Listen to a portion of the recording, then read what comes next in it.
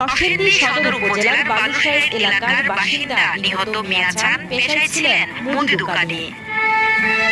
জানা যায় ছোট থেকেই মাছ ধরা নেশা তার। গত 17 এপ্রিল বৃষ্টির পর বাড়ির পাশের এক ছোট নদীতে হাত দিয়ে কই মাছ ধরতে যান মিয়াজান। হাত দিয়ে একটি কই মাছ ধরার পর অন্য একটি ধরতে হাতের কই মাছটি মুখে নিয়ে চেপে ধরেন তিনি। সে সময় অসাবধানতাবশত মুখের কই মাছটি মিয়াজানের মুখের ভেতরে গিয়ে গলায় আটকে যায়।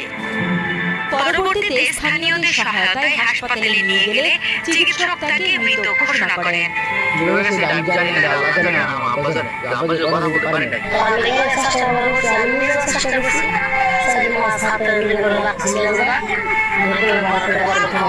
তবে মৃত্যুর পরেও গলা থেকে বের করা যায়নি কই মাছ।